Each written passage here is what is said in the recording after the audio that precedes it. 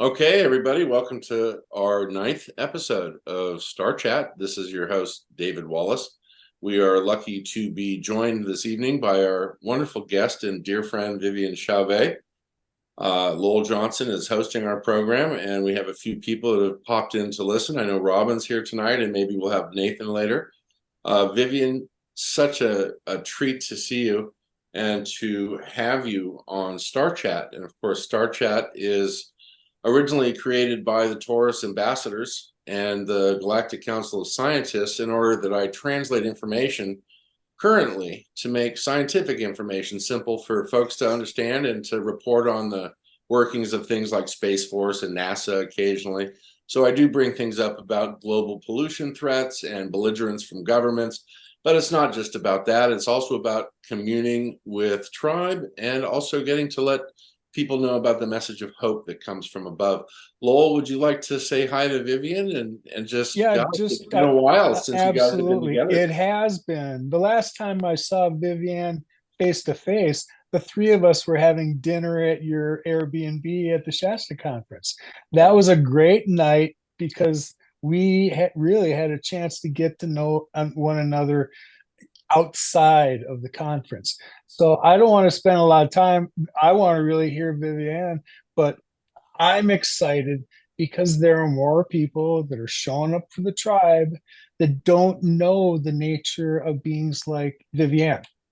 So, all the people and the connections we've been talking about, here's a wonderful example. And so, I'm glad she's here tonight to kind of just take us through and educate people that don't really understand that so that we can get them ready for the next level. Thank you, Lowell. That's wonderful. Vivian, I've known you for a few years now, and we made contact and friends, of course, at Bob Potter's gig up in Shasta a couple of years back. We hit it off immediately because, we're both direct contactee. You are actually what I would consider a soul hybrid, and that your soul is of ancient origin, and that you are Arcturan, and that you are working the wisdom and the healing practices of the Arcturans here on Earth. You are truly an ambassador for Arcturus. And many of the times when I have an opportunity to discuss my physical contact off world, everything was so impactful, and I haven't forgot 1 second of every moment of that journey that I took with them, and my training and my healing and my being returned to Earth. But the one thing that stood out the most was when Kim Jim removed a small blue glowing light from his chest, and he put it into my chest, and I felt it fill my entire body. And he said that this was a gift that would allow me to be able to feel very deeply and very, very immediately when I am in presence with other people who have had direct contact with species off world. And so when I met you, I felt that very powerful pulse of bright blue turquoise light that Kim Jim had put inside my heart. And this really has helped me with many other meetings, because I've met other individuals that said that they've had contact, but they didn't have this light, which all of us receive. And for many of us, it's a different form of light. But Vivian, I would just love to start the rest of this. Enough about me and everyone else who's come to listen. I would like you to talk a little bit about what your mission is, how you consider yourself amongst all of us humans, and also what the gift is that you share with us. I know that those are three very simple things that you can answer in about 5 minutes. Absolutely, David. Welcome. Thank you so much, David. Thank you, Laurel, as well, for having me here today. Always a joy to be in your presence and your delegations, of course. Definitely. So you introduced me very well. Love both of you, what you said and share. I am definitely what's called an Arcturian being. So a soul emanation of my being, meaning of my Arcturian avatar self, has chosen to come and embody a very specific conduit. So my physical form was engineered and constructed by the advanced organic and consciousness technology of the Arcturians in collaboration with a very specific lineage that we have chosen. My grandmother was part of it. My mom obviously is part of it. And of course, others on the ancestral lineage. It's been a long time processing very specifically stabilized aspect of the genetic Earth human line to incorporate into an holographic matrix, and that matrix came into a biosystem capable of holding all the organs and the consciousness of my soul and all the system that I needed to be able to be successful on the planet. So it was a very, very careful choice, and it took a long time for us to perfect that. And once we were ready, we reevaluate the timeline of the planet, meaning we look at the Earth potential. So we look at different versions of the Earth and different timelines, and we can see which one has the most or the highest probability to achieve the reascension. And at some point, it was decided that through a very specific generational timeline, that I was reinserted onto the planet. I do say reinserted because technically my body was born not on the planet, but on my Arcturian fathership. And they showed it to me. They wanted me many, many years ago. They said, you need to understand how you came about. And they brought me back consciously on the ship. And then I saw my father, I saw my human dad, and I saw my mom, my human mom. And then there was a board, like with all numbers, like filled with numbers and coordinates and all kind of symbols. And I said, what am I looking at? They said, we have recorded in microseconds when your return to the planet was due. So it is recorded both in the linear field of the planet, meaning there's a conscious imprint of my return as much as it is imprinted holographically in the field on the ship. So they were showing me all of this, and I was very conscious of everything. And then they said the day of your birth or the day of your body came about, and then you came into the body. This is where we brought in a series of imprinted memories that allows the Earth field to know that there's a record of you coming in. So if you look this way, it was a perfect way to reintroduce one of their own directly, like incognito, behind the scene. So if you look from a 3D archive perspective, there's a trace from a hospital, an address, a city, a country, and imprint in time. It was done this way. It needs to be this way because otherwise we will have alerted the dark light polarity, and that was to find a purpose. So I came back this way, and I chose to go back to the ABCs. What does it mean? It means that I chose to go back in school, learn what did it feel like to be a child in this human form, go to school, grow up, evaluate, learn. So all of this learning, I'm transmitting all these data back to the ship, and then of course the console, and then they share that with other console that helps to understand where was the human evolution on how the planet was shifting, where's the timeline moving into. So my presence on the planet has a multi-faceted purposes. Well, I must say in very simple term that I am here for the future timeline of the Earth, which means that we're almost at that point. We're about to enter that point of the convergence of the timeline as we've seen it for eons.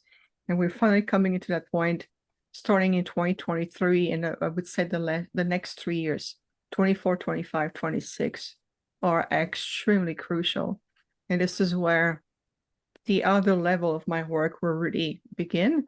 But for now, for the last decade and more, 11 years now, from a public perspective, I have been very active and required of me to do a lot of healing work. So I've been working behind the scenes a lot, working with people from all over the planet on a global scale to help to heal and reactivate many starseed ambassador point of contact, even the human body, the human race. I mean, and I've been doing that a lot.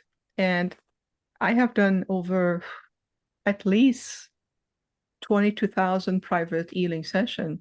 That's in addition to the other task, the other work that I do on and off planet, because I'm super active off planet as well. Yes, So, yes, you are. It's I just want to say a couple of things that I recognize right away. And One of them was at the very beginning when the biosignature and the bioinformation from your personal Akashic record, from your Arcturan soul, and that technology to meld the soul into the human. I understand what you said, and I understand that whole process. And you absolutely described it perfectly, by the way. That's why, you know, some of us get turned into earth scientists so that we can reflect back on that ability that is awakened within us to see that science. And very interestingly, when you mentioned the construction with the bio and the light, I was thinking about what they downloaded to me about 5 weeks or 7 weeks ago, which was storing our genetic record into these beautifully optically polished crystal cylinders. And they imprint them like a spiral helix with a light, and it stores our genetic pattern mathematically and optically perfectly. And that crystal cylinder storage system lasts for eternity. And so we can be replicated. They can take any of the genes or any of the DNA from any species, store it this way, and in the future, put that in so that the light code can be read. And then that gets programmed into a biological functioning, growing matrix. So they can reproduce life by storing our genetics within crystals. So the type of technology you discussed is no different than what they have been describing to me about this type of technology. The second, thank you, David. Oh yeah, no, you're bang on with the science, because it is a science and a conscience of the soul. It is a science of the soul that far exceeds any of what human beings think is superior science. This type of science is ancient science that they understand. It's almost like when the science occurs to create your ability to live with us, because that's what it is that they gave your soul the ability to communicate a direct link to the Arcturan thought process and their lives. And you are an expression of this. So, and then the other thing that you said was that you were, oh, I'm going to let it go because it slipped my mind, but that science part at the beginning was just tremendous. So go ahead, because I know you probably know what I'm talking about, but you got that so perfectly. Oh, David, thank you so much for coming from you. Definitely, my mission is very different from yours, which I honor. I'm not here as a scientist, even though, no, and I love to be able to have this articulation to bring in exactly what we are attempting to convey in a simple way, and yet to represent what it feels and what it is like. When you talk about the recreation of the DNA and the genome so it can be reproduced somewhere else, the difference with me is the way mine is encoded. It is done in a way that it cannot be reproduced. And there's reasons for that. Number one, we want to prevent the dark light polarity, who has been after my DNA since I set foot on the planet. Many ways, in many shape and form, they've been attempting to extract DNA from me. Now you may say, well, don't you just get a haircut or go to the dentist and they can get it from your hair or your saliva? That's the trick. Even if they get that, and I know they got over the years, it's obsolete. It will not give you anything. Yeah, That's so proof. That's proof about the way. Okay, so this is the thing about human beings. We were adjusted, and I've been discussing about this sort of a specific evolutionary adjustments. But our species is different than yours. When I was talking about the crystal reproduction and the storage system, this is about the species of this world. And so they can all be stored in permanent, so that we never lose precious animals. We never lose precious developments within humanity's own expression of love and evolution, because they can be stored. But see, our species is designed that way. So yes, there's always a threat of inhabitants from somebody that we don't want within us. We are like that. We can be reproduced, but obviously the age and the great evolutionary process that Arcturans have gone through have made that so that you are a complete individual of the rest of everyone in the universe. Absolutely makes sense. Wow. Well, and thank you, David. One thing you have learned from me is that I am still humble by nature. This is why I chose to walk the walk and understand the walk. So this way, it gives me a greater foundation to connect to the human template on the emotional level and on the compassionate level, which is very important. And I would say on that level, that compassion is really a bridge of translation. It's almost like a bridge that allows these beautiful intergalactic, interstellar, cosmic intelligence to really relate more to what it is like to be in a earth human template body, or experiencing from the center of emotions with morality codes, so socially and all of it. And that's something that even my group is rediscovering through my experience a lot. That has been a huge pivotal key, I would say, in how we support the evolution or the re-evolutionary process of this planet, was that compassionate key. Because to me, they can, yes, thank you, Lowell. They can understand that even though there's many great minds and advanced beings who have returned right now through a multitude of generational timelines, once you're here in physical human form, it's a whole different ballgame. When you are here and then you see the interaction with each other, whether it's on a sociological level, psychological level, the complexity of the structure, the tribal energies and the community, and even connecting with other life form, like the animal kingdom. I mean, take care of your animals. Stop thinking that it's just meat to eat in your mouth and toys to dispose of. You are going in completely opposite of one of the more fundamental principle of creation, which is reverence for all life. Right. So This is our absolute underlying theme that I also received from my family in Taurus, that every life is sacred. There is not one tree, stone, pool of water, or star in the sky without a soul. Every piece of creation has a soul. And it's just a type of soul that is on a different level that you can sometimes conceive of. But everything in our reality that is created by Gaia or Source is an absolute pure form of itself. And this is why animals are so important for humans to emulate, because they are completely without sin. They cast no stones and yet have a perfect relationship with the Mother Earth. This is why we should never emulate each other. Emulate Mother Earth, emulate the animals, because they are our brothers and sisters. And this is such a powerful message, that they are our brothers and sisters, not something to be turned into a handbag. no, or a hamburger. Ugh. Oh my God. Sorry. No, I Thank you. understand. No. Yeah, bless your heart. Thank you. No, thank you. It really is. And this is also part for us what we talk about, a teaching of returning to living by the essentials. And it's helping also the human race to unwind more and more and more from the disconnect from the very essential point of mastery of your being and the heart center. This is more than a cliche, is to understand that that's the jewel, that's the center of all. Exactly.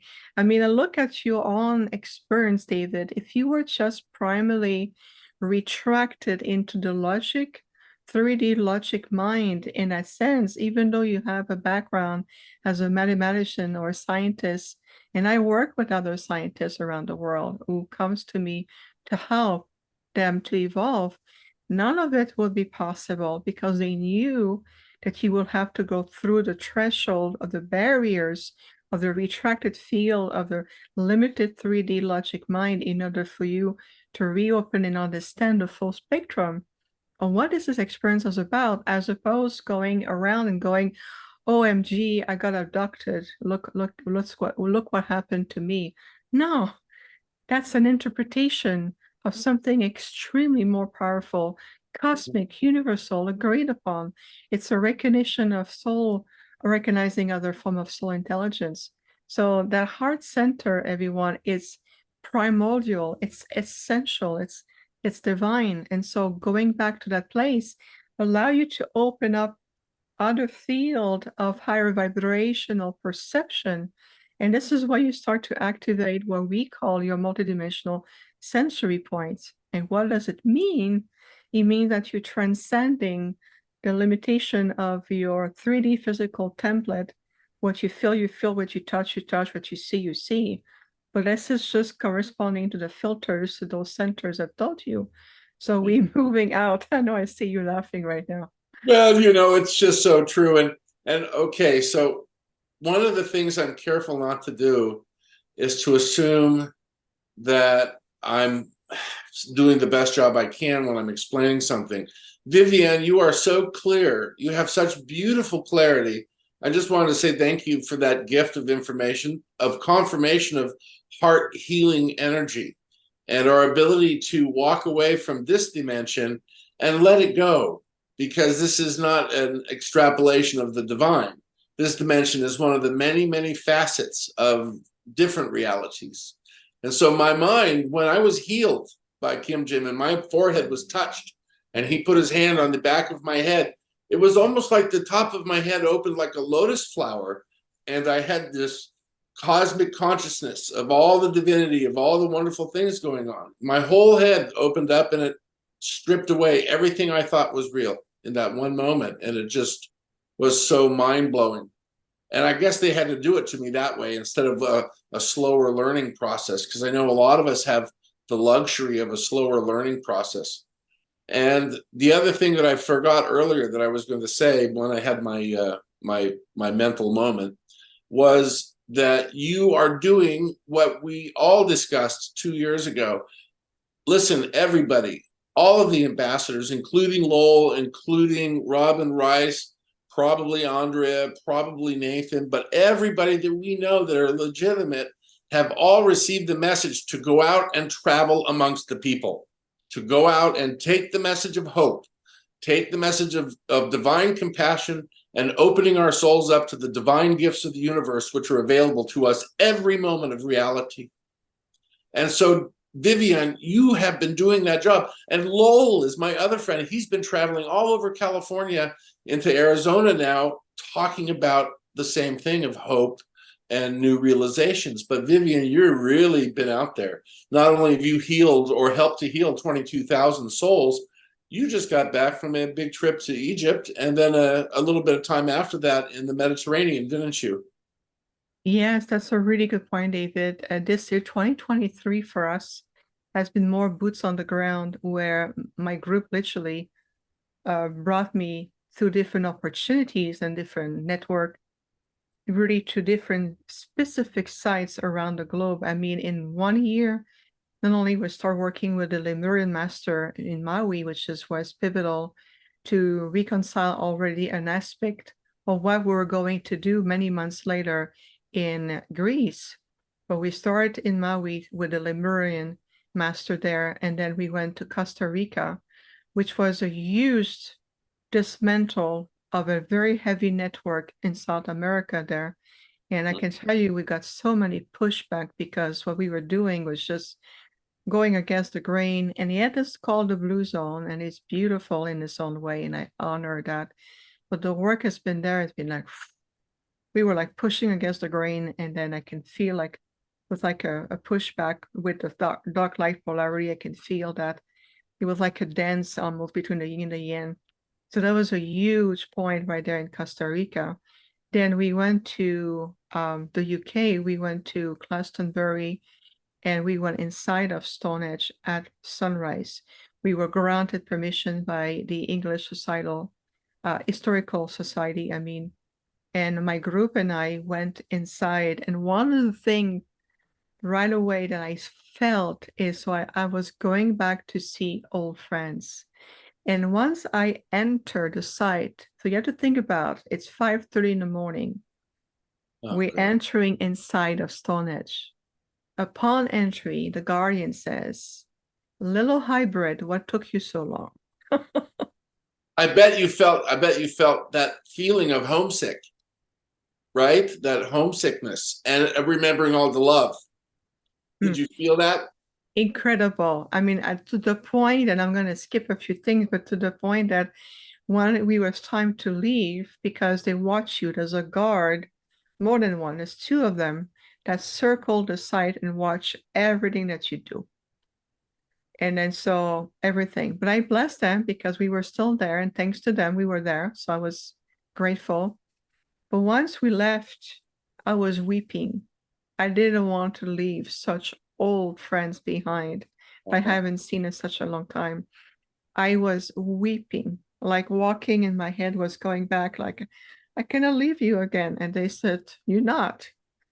But it was that feeling. And I can tell that the message that the Guardian at Stonehenge gave me is very similar of messages I received during a different site in Egypt. And you may say, what is the connection between Stonehenge and Egypt? Well, everything is connected. There's a direct ley line that goes straight from Stonehenge to Cheops. There's a direct line that goes right to that point. It's a cardinal point of the major planetary ley lines which protect the Earth. Exactly. So there was no coincidence that within the same year we went to both. Oh, that's awesome. You know, I mean, that was huge. So going back a moment to Stonehenge is one of the things the Guardians told me. They said, many thousands of people and entities come to our site, but they perceive us as rock and monument. But we are guardians. We've been here for thousands of years. And I said, I know, they're awakening. We're going to that place, you know. And their request, you know what request they ask of us? I mean, myself and my actoring group, they said, can you please replenish us? We're depleted. Because people, most people, not everyone, but a lot of people come there, take from the sites and leave. Yeah, this is heartbreaking. This is heartbreaking. And this is like, okay, so you also understand now why there's 2 guards from the Heritage Society, because oftentimes people want to take a little piece of rock, or they want to do something that is anti-protecting the site. And it's sad that there has to be guards, but there are dangerous people, or people who think they're doing the right thing and they're doing the wrong thing. So yeah, it's a very interesting conundrum. It really is. So what we did is that I stood, there was 2 of them, like 2 menhir standing, and in between there was a dimensional doorway. So they said, stand in the doorway. I stood there, I look up, and I said, I call upon one of my Octran father, planetary ship, and I say, I ask through many intergalactic or interplanetary councils to come and replenish the site, to help the guardians who've been put in place for thousands of years, replenishing the grid system, the ley lines, to rejuvenate even on the planetary level. It really is. That's what we've done. That's exactly what I was there for. And then we did a meditation as a group. The meditation was to uplift the site, was to commune in oneness with the site. So by the time we left, the site was re-energized in a whole different level. And leaving was really good friend that I want to be with longer. Let me be with my friends. So I felt that in my heart. It was just really incredible. That is so beautiful, and it's so touching, because it was really awful when for me 2 years went by and Kim Jim finally came back to say hello, and it broke my heart because he had to leave after about 20 minutes of a visit, and you missed them so badly. Oh, people don't understand. People don't understand. So it's so wonderful that you were able to heal the stones and heal the grass and heal the mound at the henge, because you're returning the celestial ancient wisdom and the ancient energy of love and healing, and helping to realign the ley lines so that they know that they are being energized, and that the spirits of the ancient ones are supporting the earth. And when you have that incredible connection with the magnetic ley lines and the geomancing ley lines, the ones that keep the pyramids and the temples that are sending all that energy off into outer space, they are like ancient beacons which will take harmonics from Gaia and send those messages to the species which built those temples. You know, I was just saying this the other night. The Aztecs, Olmecs, and Mayans, they didn't build those temples. That was a different species. Look at Pumapunku. You think that was built by Aztecs too? That was a different species. You look at Cheops. this is not built by Egyptians. That's a different species. And when they left the earth in unity with the universe. And we were the caretakers, but we corrupted ourselves many thousands of years after the gods left and the ancient ones. But they put us all here to inherit this garden earth. So the work you're doing is so beautiful. And I feel the energy coming off of you, even though we're using this electronic device. I feel that beautiful, beautiful, solid foundation work, which you're doing, so that you can help Gaia communicate with the sky. Because it really helps right now for that information about Gaia to get out to our friends who love us. Oh, above and beyond, David, above and beyond. And in fact, on that level, in terms of restoring communication, that even started, at least for us, even last year when we were in South Africa during the trip to Durban, and we went outside of Durban and traveling to the Zulu Nation. And then we went on a safari to honor the animal kingdom. At some point through the Indian Ocean, and I know I talked about this before, but I think it's going to bring another perspective to this experience.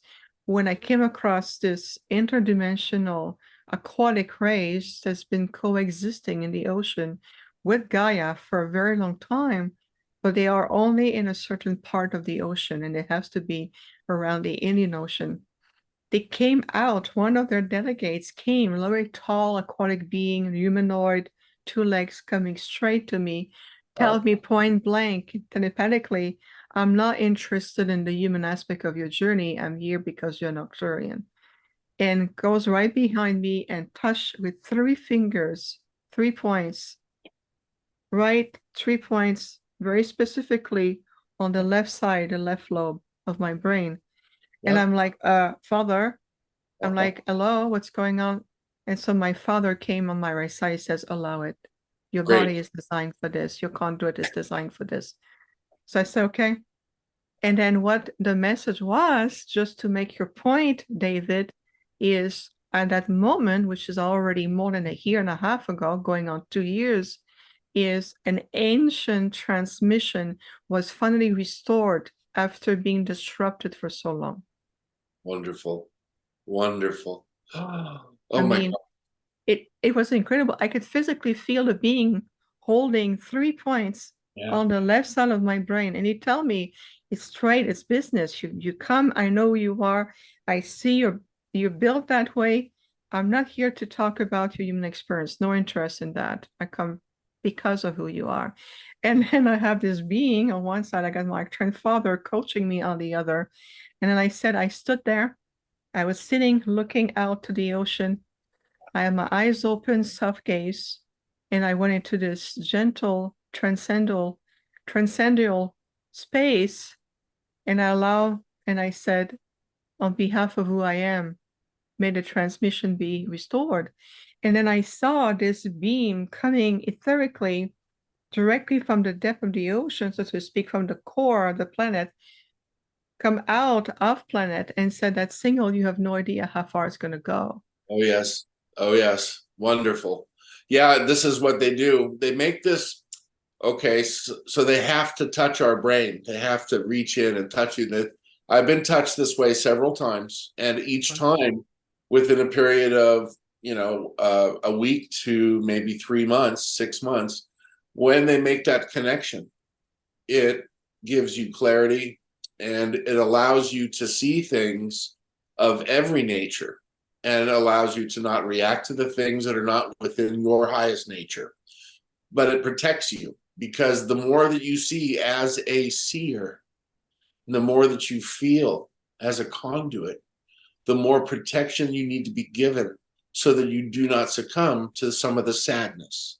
And we know that these things exist, but we see them as diminishing. We know that it is a beautiful, positive place that we're moving to, and that all the sad attempts from the dark forces, I see them, I know they exist, but they do not affect me. They do not affect our reality, and I see them disappearing into the 0th point of a giant black hole, gone forever. And that the universe will always be full of love and light. And all we have to do really is to ask for this connection. And you've taught us so much, because truly, even though you and I are friends, I've been watching you since I met you. And there's been so many aspects of your teachings that you openly share. And this is the other part of your sort of position within my life as an ambassador, because, you know, I had that stumbling block where I had to make the decision to come forward and say, okay, it's all true. And this is what they've asked me to tell you. And so, because I had a lot of friends that were at SpaceX, and I had a lot of friends at NASA, and, you know, we get together every once in a while and smoke pot and talk about higher mathematics. It's no big deal. But the thing is that they came down, and when they fixed me emotionally and healed me, they touched me. And that touch does a couple of things. There's a very small exchange of genetic material also, because when that species touches you, he will give you a gift of his wisdom or her wisdom as well. But it's such a beautiful thing for you to have that experience, because, you know, there are mermaids and mermen and all these beautiful species that we know nothing about that live within Gaia. I mean, we don't need evidence. It's there. We're, you know, but they are beautiful. oh my God. So can you talk a little bit about your travels to Egypt and Yes. how you then took the wisdom of Stonehenge and took this to, I believe, the Sphinx? Did you not get an opportunity to sit between its paws in contemplation? 100%, David. Coming back from Stonehenge, that became another trigger point. So the team came, meaning my delegation came, and then they open an holographic field and they project.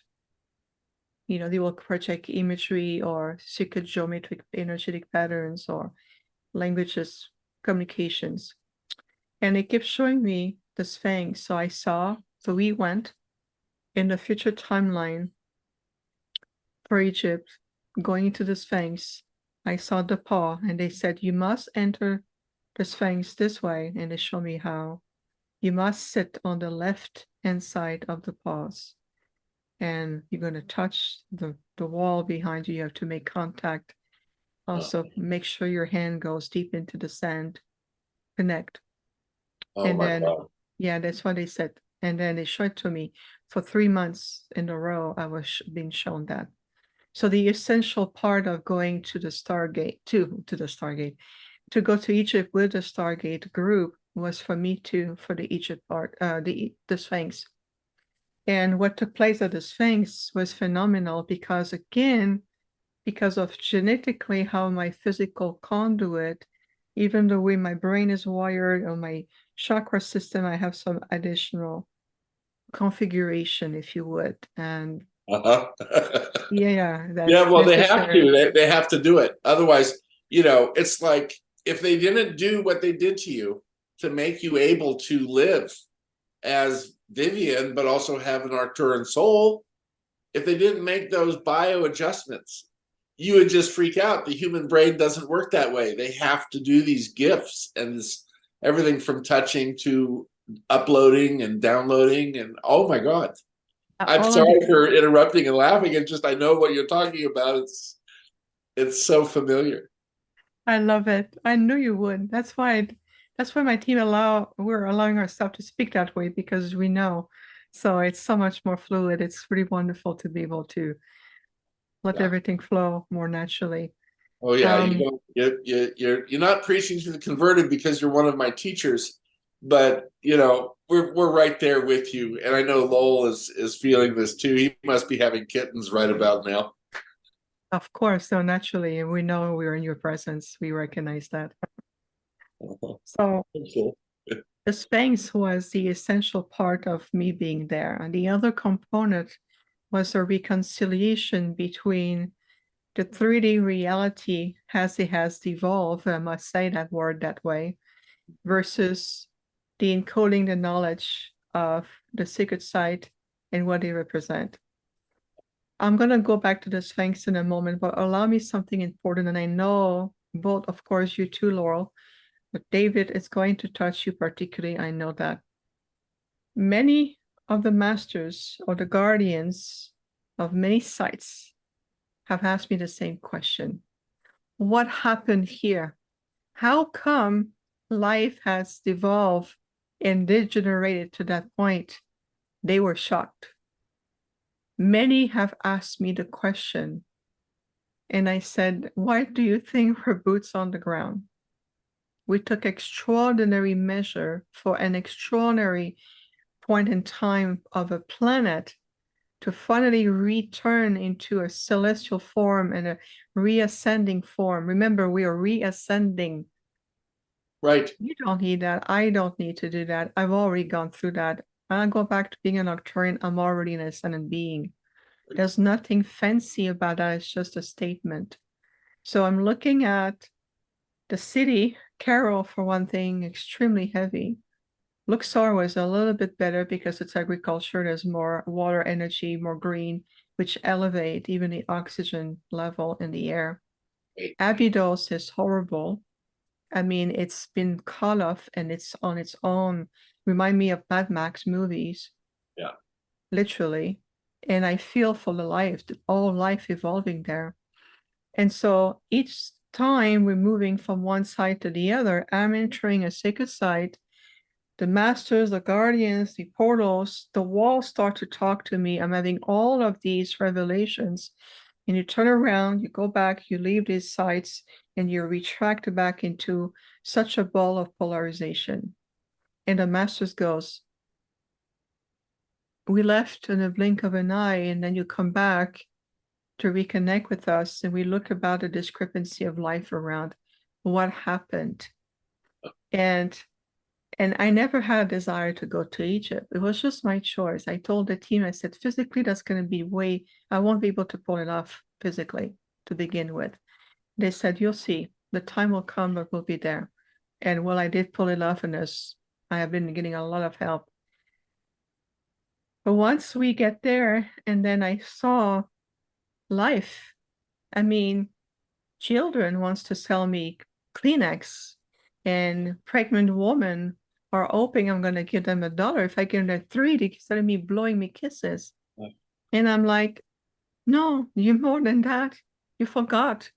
Yeah. And then these palace, the best are kept for tourists. And then these, government and official and, all these official people have the best garden and guarded buildings, for the rest of the town is in ruins. And I'm like, this just has to stop. This just has to really be completely clear. And it does need a point of reconciliation deeply. And I knew that at that level, that beyond what happened at the Sphinx, I was there to generate or already initiate that reconciliation of broken timeline with an attempt to realign the timeline so they can eventually being able to shift in another direction.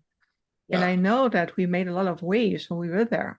I know that because I've seen a lot of beings coming to me at night, and some were very dark beings, others were beings of the light, others were in between, and we saw all kind of form and shape. And they were telling me, hey, you're coming on my territory, you're changing the dynamic. I said, yes, get used to it. You must have sensed very greatly the disparaging difference between the masculine appearance and the lack of divine feminine. And you see how that whole region has diminished the divine feminine. And it was run by many despots and overrun by many despots who lied. I worked for years trying to get Zahi Hawass investigated, and the rest of the terrible people that ran Egypt that were stealing things, finding the scrolls, the Alexandrian scrolls that were buried beneath the Sphinx and hiding them. There has been all kinds of terrible things that were going on in Egypt, and he's just the beginning. I mean, that guy, he comes across as, he was Egypt's premier director of antiquities. So you could have gone to Cairo and said, take me to the Egyptian Museum of Antiquity, and then there would be a big thing about Zahi and how he's rediscovered Egypt's antiquity and how everything was made by the Egyptians. Well, I tell you what, he had all kinds of wonderful women who he had working in the background who deserved to be put into that position many more times over than Zahi. and he was very arrogant. I'm sorry to say, this is not an attack about that. But so Egypt's been through some very terrible things. And part of the loss was the divine feminine being removed and the powerful earth-bound masculine being enforced. And so this is a huge problem with balance. You must have noticed that. In fact, indeed, David, and I can tell how much even the divine masculine energy is completely distorted. It's no longer aligned with the universal father. Oh my It's God. completely a distortion of corruption, power, oppression. I mean, I'm gonna give an example because there's a sense of humor, a little bit of humor behind it. At one point to the tour, we left Cairo and we were hundreds of us. So imagine 100 people traveling together, plus, the organizers and Peter and myself. So we're arrived all in the group at the airport. Going through security was one thing. But then what happened is that once you get all of this done and you get your ticket from the airline counter, you wait, but instead of just going to the airline to wait for your flight and show your boarding pass, scan and enter the plane, you have another series of security. You have to go through another, the little X-ray doors and, all of the whole 9 yards. But here's my point. They have two lines, one for men and one for women. And so hundreds of us arrive in a big package, hurry to catch the plane to Luxor.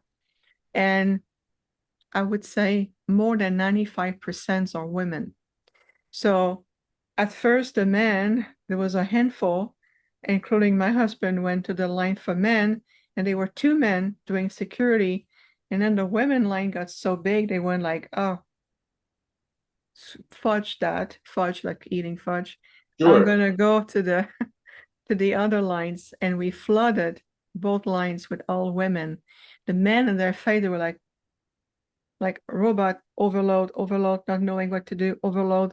So we were going after one after another, scanning our own bags, going. And that taught them to listen, looking back of these poor guys, they were completely overwhelmed because they were overrun by women. And we don't have time to form a line for men and women, where there's not enough men in your line anyway. So let's merge everybody and pass through security. I can tell that we were extracting them from their frame of reference that they were familiar with. They didn't know what to do. That is hilarious. I mean, God forbid that they should ever encounter more than 10 women who have like gone beyond being a thought-controlled burqa-wearing zombie, right? And it's like have all these educated spiritual family people from all over the world showing up, and they're women. Look out, dude. And it's like, yeah, so this is endemic. I was in Morocco and Tunisia for 2 years and lived on the island of La Palma for a year in the Canaries. And I found not as bad, but it was still that sort of North African machismo everywhere you went in Morocco. But when you got to the Canary Islands, it was pretty chill. But oh my God. And so the last question, though, that I haven't been able to figure out is when you were at the Sphinx, I've heard this from people that were friends with my mother. She used to know a guy named Kenny Kingston. Do you remember who Kenny Kingston was? Very wonderful psychic. Well, he and my mom were friends, and he went to the Sphinx back in the 60s. And he said when he stood between the paws, he could hear it whispering to him and speaking to him in the form of a very deep woman's voice coming from an utterance from the Sphinx. When you sat there, did you hear anything? Yes. So when I sat there, there were 4 different group consciousness who came through me. That means 4 different set of frequencies that came one after another. And so I started to vibrate, and my body was creating gentle circular movement over and over again. I was like in that circular movement. And at some point I was told, look up. I look up all the way to the face, and I saw the eyes of the Sphinx opening, like become luminous. And I heard clearly, as clear as a bell, says, the guardian has reawakened. The guardian has returned. And I saw the eyes opening. And then they said, now close your physical eyes, open the etheric eye. So I did that. And then another holographic field opened, and I went straight inside, right in the ground. And I look around and I see the archives, and it's encoding in a certain way. And they Oh my said, God. yes, and they said, in time now that the archives and the guardian has returned together, so to speak, and we have entered that era of consciousness once again, we have a window of time where the archives will be start to be revealed. Not necessarily that it's going to rise from the ground. It's more in terms of a reflection of the archives that we carry within the new DNA template, and even on a genetic level. And then it will be more revealed as we continuing consciously to evolve in spiritual maturity, and of course, higher form of intelligence aligned with the heart. These archives will be also becoming more available. And there will be those who will be assigned to these archives as either record keeper, decoders, translator, all of this, that will be assigned. But my role was to specifically bring 4 sets of different frequencies based coming in one after another. Peter, my husband, who you met, both of you met, was sitting next to me. He said he was holding kind of my wrist like this to support me. He said at one point there's an energy that pushed him. He was not able to touch me anymore. The Right, frequency like was too a high. like a magnetic or a gravitational push, but also maybe some electricity there too. What do you do? Like, that's a very intense experience. And a couple of times I've come close to something like this, but nothing is that involved. For me, I would feel destabilized emotionally and probably pass out, because that is a lot of information. What did you do to remain breathing and functioning normally during this experience? Because it's so impactful, and because of your ability to see as much as you see, Vivian, you must have really had some very sacred information stored within you also for maybe sharing later, because it comes to you and then you have to translate this information because it's a constant translation. Indeed, I got really excited, David. Never meant to interrupt you in a shape or form. I got really excited with what you said right now, because you bringing a fuller circle in terms of my purpose here is there will come a time where, oh yes, that secret information or encoding that I received that day, it's going to also help to reopen aspect of what we call the Arcturian spherical archives. And this is very sacred to us. You have to be an Arcturian being to access to it. Even though you're channel and you have an affinity or an ancestry with us, no, you have to be Arcturian to access these archives. And they told me, because when they come to the ship, I go to what's called a training room. And then I have my Arcturian father always with me, and I have 2 other very, very tall Arcturian. And then I can see the room becomes just encoding of information that comes. And then they transfer, and then there's this information exchange. So one of the things about what happened at the Sphinx with the archive now really being active, the Guardians is conscious. Something pivotal happened when we were there. And because of these 4 set of frequencies coming for 4 distinct group consciousness, the transfer that was given to me, it's encoded in my codons. There's something about my DNA codons that will be in time releasing the next level of information that was given a long, long, long, long time ago, when Mars used to be a twin brother or sister to the Earth. And what happened is that's another long story, but when the Mars project came to a completion, we brought aspect of these genetic encoding of information through an arc, a luminous arc that was sent to the Earth. But that arc can never be found because it doesn't exist in the same plane as you think. But in time, there will be aspect of that will be also again reactivated And to what I hold in my codons and what happened at the Sphinx that a few months ago, that's going to come. And this is where, think of it as more as a sacred template. The reveal and my role will be to re-educate, to bring the next level of teaching. And eventually my ultimate goal I want to open my own academy here on the planet. But I have to wait a long time to get here because we have to make sure that we are in that consistency and stability of consciousness and on the planet. Otherwise, Well, let me tell you, my friend, we are ready for your academy. And this is something that many of us are ready for.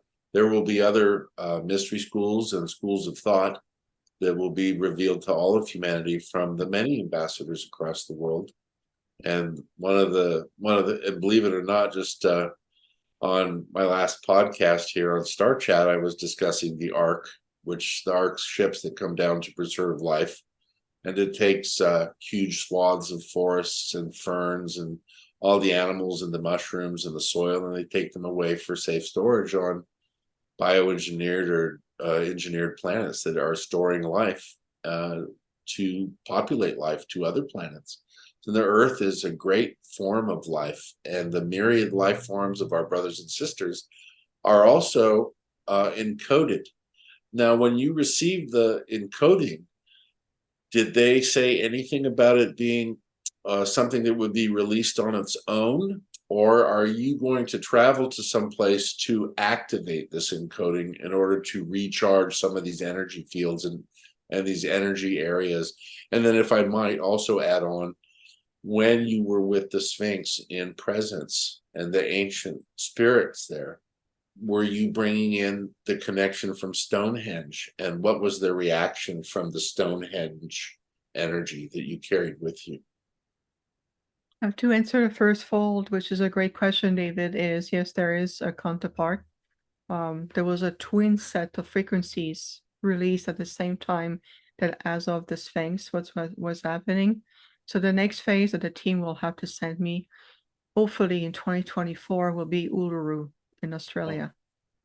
So that's what I saw. And even when I was in the Sphinx, inside of the paw on the left-hand side, an aspect of me was in Uluru. And I even saw an old friend there, Clifford Mahudi from the Zuni Nation, who passed on a few years ago. He's working with the guardians and the sacred elders and all the generational of aboriginal tribes who have been keeping safe this very, very, very ancient intergalactic portal there. And of course, we know it connects with the High Council of the Pleiadians. But I was there, so I was physically inside doing a transmission. Another aspect of me was in Uluru at the same time. And they showed me there was twin codes coming in, like in parallel. So the next phase will be to go to the next place, to finish, to continuing what has been initiated this year. That is because also 2023 and 2024 are considered to, in our perspective, as binary years, because they're like binary systems or binary star systems. So a lot of those seeds or reactivation or movement was designed to either create a change here in this timeline, and many of them was designed to create future seeds, which we're going to attend to into 2024. And that is already opening the gateway on time, the gateway of time, either onto 2025 and 2026, if I want to push it.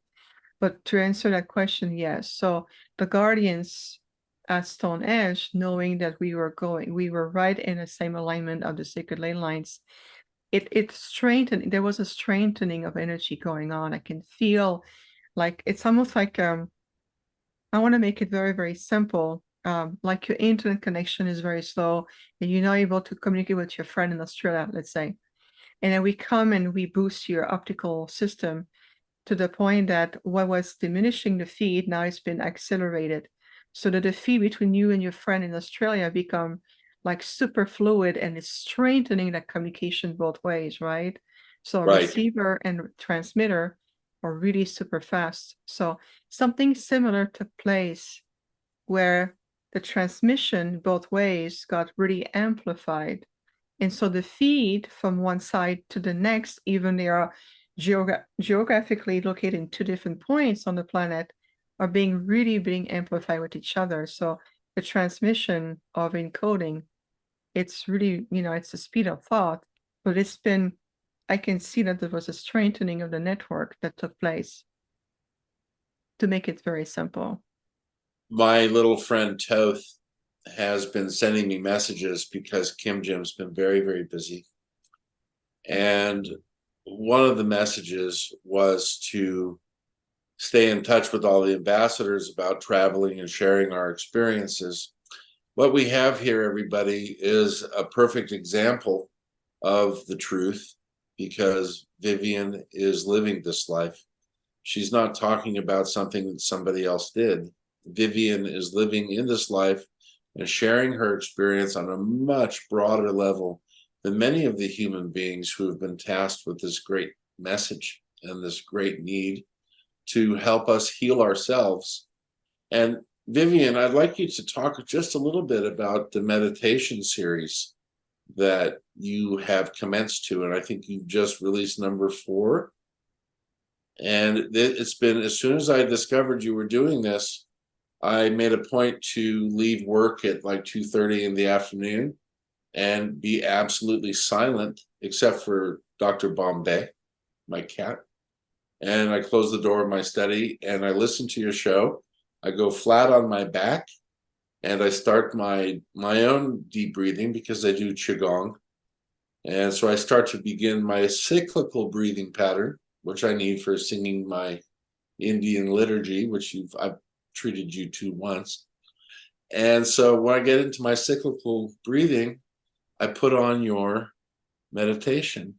And within 4 to 10 minutes, never more than 10, I'm swept away immediately. So the vibration of your voice, the love and the spiritual energy of the Arcturians who want to heal us and are using you to help us. You take me off into space, and I very, very rarely astral project into outer space. But part of that was because of having to have a long study program for university, and that messed with my circadian rhythm. Mm-hmm. And so by the 3rd meditation that you released, my circadian rhythm is starting to adjust, and now I'm getting 6.5 to 7 hours sleep, which is terrific, because, the bakery is very physically demanding, and my garden and everything else that we do. So you've really changed the dynamics of my health and my spiritual well-being, because now I can go right back up into space and watch, and I can breathe just fine. I can see myself leaving the Earth, but it's not the dark space that we see around our planet. It's this amazing colored space of magenta and lavender and silver bright stars and gold and red and gold clouds that sparkle. It's so beautiful, Vivian. And every meditation series you've released has taken me to this place. So I've been looking and looking and looking, because, with my astrophys background, I have quite a collection of photographs of deep stellar space. And so I finally found a region of space that looks very, very similar to the place that you take me. And so privately later, I'm going to send you a photograph and tell you the region of space. And then maybe you can call me next week and see if that makes sense, because, oh my goodness, I go to the same place every time. So can you tell us a little bit about your healing website, and also a little bit about the name of your meditation series and what you hope to achieve with this? Absolutely. I'm just overjoyed to hear that, to hear how much good it brings you, David. And it's very much designed as a free tool that we offer every month to help everyone exactly where you are, whether you consider yourself an advanced being, a beginner, wherever label you put on yourself, it makes no difference. So very thrilled to hear that, David. We've been inspired to offer monthly meditation as free tool for humanity for a while now. Last year, we did what's called the the universal law, the universal principle meditation series, where it's an invitation to dive and connect and meditate with the consciousness, the principle, the virtue of each universal law.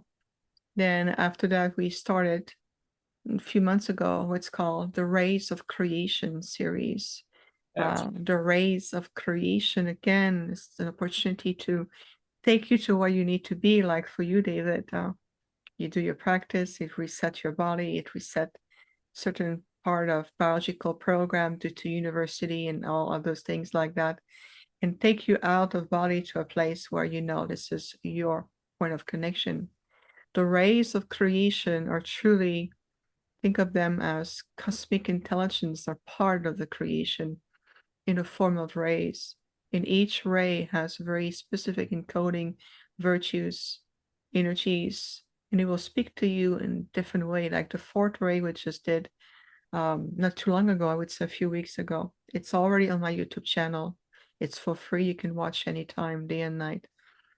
And the fourth ray was about the restoration, the whole. It's about restoring duality back into a place of unification. So very super helpful to go through. It's a very practical life situation, spiritual practice, going out of body. And we're going to be continuing one ray per month. And that's in addition to the other monthly meditation I offer. Like next week, we're going to be doing the winter solstice meditation. And that we're going to be wrapping up the year together this way and start fresh again in January. So the rays, all of the meditations replays are on my YouTube channel. My full name, Viviane Chauvet, Galactic Healer. That's a label I put because I feel it felt good to me. So I use those words, Galactic Healer. And it's just an umbrella. It's an energetic umbrella.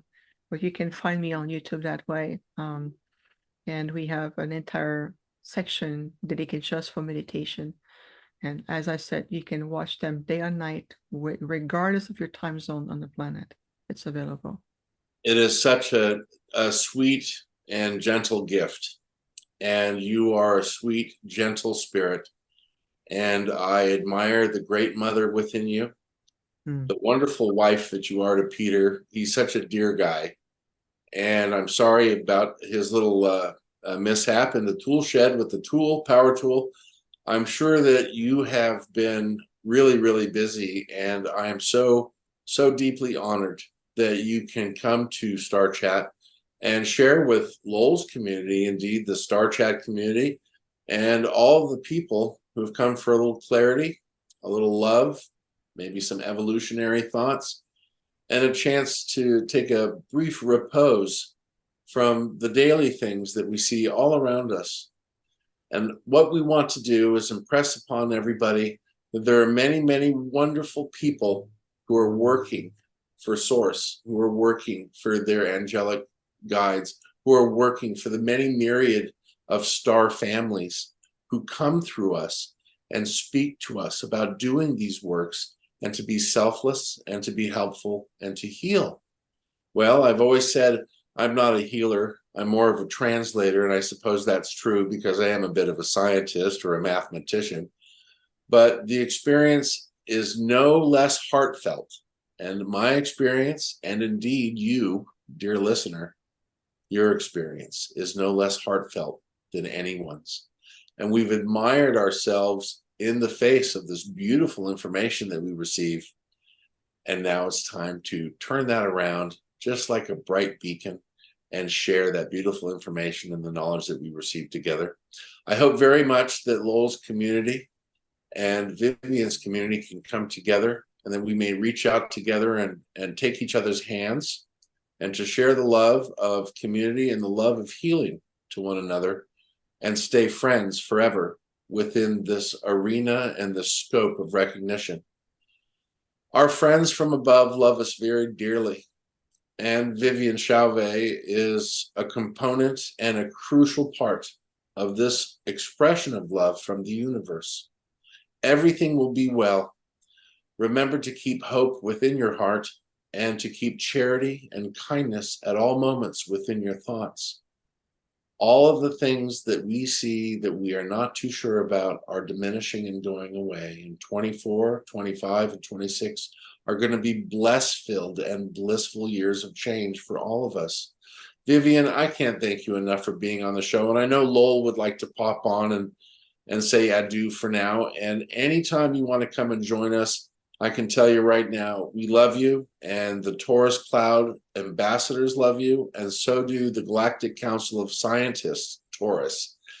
They think very highly of you and have been asking me over and over again to get you on air so that we can share in the joy of your knowledge. God bless you, Vivian. You're just so wonderful. Lowell, would you like to finish our podcast today and say adieu? That's all I want to say, because I don't want to interrupt the field that Viviane left behind. I hope people, it was a treat for me to hear her again. And for people who are getting attracted to this tribe, you need to understand people like Viviane, who she is. When we talk about galactic help, here's a person that incarnated here to do that very thing. So thanks, Viviane. We'll be talking again soon, honey. What a wonderful thing to say, Lowell. Thank you. Vivian, you are a very dear soul, and we love you very much. And I'm just so blessed to be anywhere near you or hear from you at all. You're just one of my favorite humans. Vivian, would you like to say goodnight? Oh, of course, we love you dearly, both of you. Lowell, thank you so much for allowing this introduction to your beautiful community. So many amazing people. David, you know our door is always open day and night, above and beyond cell phones and Zoom and 3D technology. We are just a thought form away, literally a thought form.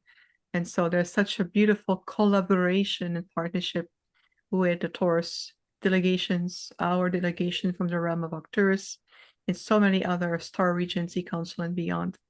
The Earth is part of a very intelligent, expansive, luminous community, more than it seems on a day-to-day. And remember one thing, nothing is mundane anymore.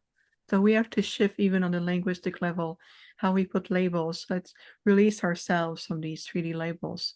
Nothing is mundane anymore. Exactly. Everything is an invitation.